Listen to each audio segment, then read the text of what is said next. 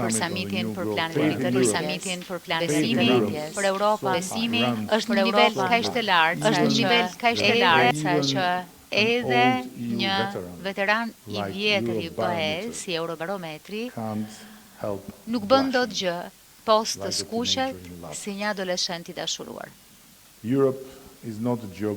Europa nuk është gjeografi, është një zgjedhje. Europa nuk është një vend, Europa është vendim. Vendimi për të zgjedhur bashkëpunimin përkundrejt përplasjes, ligjin përkundrejt forcës, dialogun në vend të përditmave dhe më duhet të shtoj të vërtetën në vend të stereotipeve. Më lini t'ju përmend një shembull të vogël, por që besoj thot shumë. Pak ditë më parë, sekretarja e brendshme e Mbretërisë Bashkuar përmendi publikisht rreth 700 familje shqiptare që jetojnë në strehime financuara nga paratë të tatim paguesve pas refuzimit të lejeve të aplikimeve të tyre për azil, për të justifikuar një balë të re të kthimeve familjare. 700 familje. Në një vend prej 67 milion banorësh. Një pëshpërim statistikore e fryrë në një siren politike. Tani, pse po e përmend këtu këtë, në Kolegjin e Europës në Tiranë?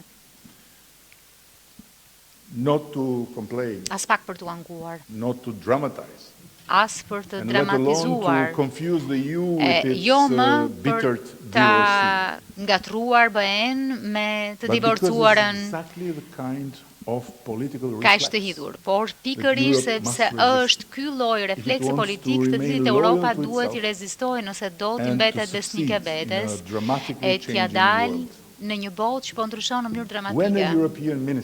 Kur një ministër europian, edhe pas Brexitit, që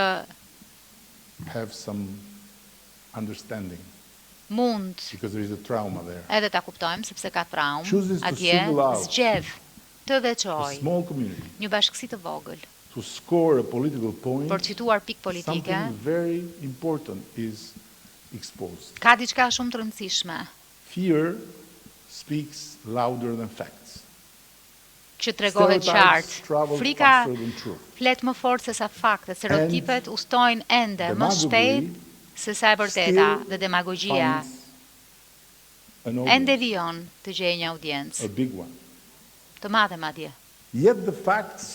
E sidoqoftë, faktet janë të qarta kristal, që nga viti 2022 palë një pune intensive të përbashkët, mbërritjes e parregullta nga Shqipëria në Mbretërinë e Bashkuar, thuajse janë zhdukur. Shqiptarët janë kontribues neto në ekonominë britanike. Shqiptarët që marrin përfitime nga Mbretëria e Bashkuar janë të papërfillshëm në numër krahasuar me komunitetet tjera. Megjithatë, e njëjta histori vazhdon, sepse historia është e dobishme. E këtu vjen lidhja të dashur studentë të Kolegjit të Europës në Tiranë. Zgjerimi që unë e shoh si ribashkim dështon kur do herë që stereotipet rrëzojnë dhe ribashkimi shuhet kur do frika është vërtet më fort se sa dia dhe Europa do gëzohet sa herë që faktet u dorëzohen narrativave, historive të sajuara. Dhe jap se prania juaj në këtë kolegj ka kaq shumë rëndësi, sepse e ardhmja e Europës, administratorët e ardhshëm të Europës, diplomatët, negociatorët, komisionerët, duhen formuar jo vetëm në të drejtë e politika, por formuar me kurajën për t'i rezistuar tundimit të lehtë të gjeturit kokave turkut, për të njohur njerëzimin përtej statistikave të migracionit dhe për të mbrojtur të vërtetën, kur politika përpiqet ta shtrembrojë atë. Po pse ka vlerë ribashkimi, jo për Shqipërinë, por për Europën. Nëse Shqipëria beson thellësisht te projekti evropian, është sepse ne e dim, dhe nuk e dim se kemi lexuar në libra. E dim në lëkurë se nga çfarë ju ruan, ju shpëton Europa. Ishim diktatura e fundit fare në Europë. Dhe ndjem të gjithë peshën mizore të izolimit si kur kusht tjetër. Ne kuptojmë terrin që vjen kur një vend veçohet nga rrjedha europiane e gjakut. Por është një botë e re. Kur ishim në atë lloj zymtësie, bota nuk ishte kaq e ndërlidhur. Kur na kishin veçuar nga e gjithë limfa e evropiane, nga organizmi evropian, ai nuk ishte ndërveprues, nuk reagonte ndaj vetë gjakut ton. Sot kjo është e pashmangshme. Ja pse. Kur zgjerimi mbet në vend, ashtu siç na ka treguar historia e risht. Nuk shohim vetëm vonesë politike, shohim një paralajmërim. Dhe kur një ministre europiane bën në shënjestër një bashkësi të vogël për të ushqyer emocione politike, nuk shohim thjesht një titull.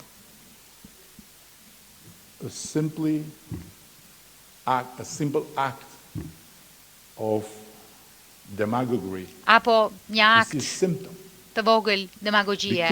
Shohim një simptom, sepse një Europë e cila normalizon padrejtësi të vogla, ditë pas dite, dikur do t'jetë krejt e pa aftë të përballet me padrejtësitë e mëdha. Më lini t'ju paraqes 5 të vërteta, sipas këndvështrimit tim, që duhet të drejtojnë brezin e ardhshëm të europianëve, që do të thotë edhe ju mes brezave të ardhshëm. E vërteta e parë, ribashkimi shëron historinë. Dhe e kemi parë. Nisi me ribashkimin që shëroi historikun midis Francës e Gjermanisë. Vazhdoi me shumë ribashkime. Dhe edhe nga ai midis Gjermanisë e Gjermanisë ishte një shërues i madh. Sepse ribashkimi lidh e rilidh fate të cilat totalitarizmi dhe ndasit i kanë gjymtuar. E vërteta e dytë, ribashkimi zgjeron paqen.